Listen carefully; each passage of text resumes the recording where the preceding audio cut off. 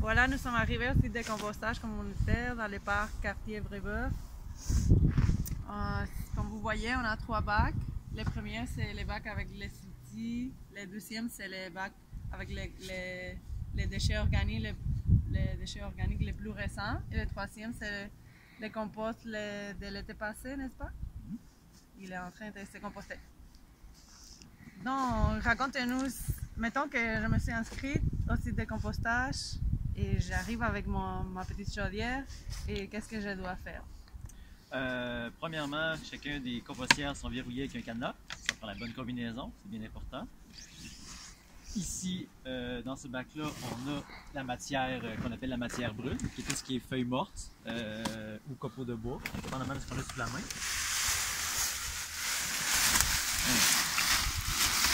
Ici, les feuilles mortes. Je crois que dans ce bac-là, ici, il y a les copeaux de bois.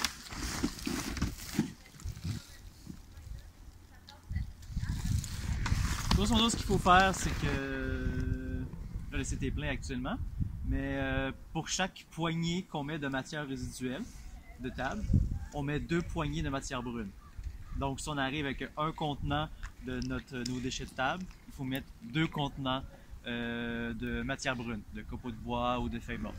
Puis, au moins une fois par saison, on demande aux personnes de brasser la compostière en remplissage. Comme ça, puisque les sites ont généralement 50 personnes, grosso modo, ça fait près 50 brassages par saison pour juste que c'est suffisant. Et c'est tout. Puis si on va avoir accès à du compost qui va être prêt, il faut venir participer à notre corvée de tamisage qui se passe 2 fois par année. En équipe, on tamise avec un gros tamis, quelqu'un renverse le compost.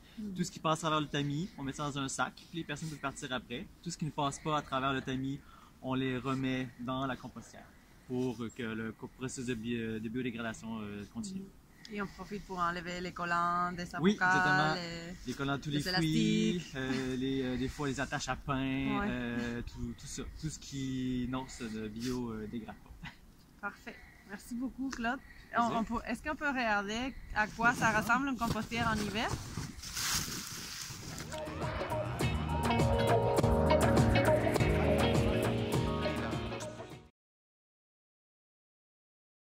Feuilles mortes autour, voilà. Puis le copeau de bois.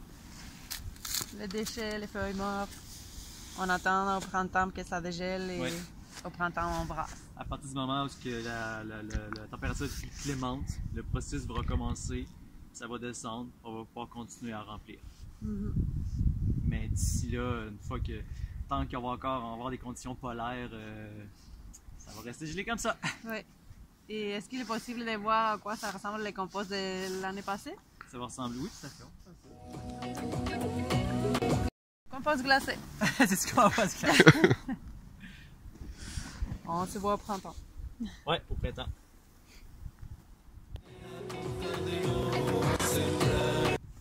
Merci beaucoup, Claude, de tes explications. J'espère que ça va encourager le monde à composter plutôt qu'à mener à l'incinérateur. J'espère aussi. À vos poubelles!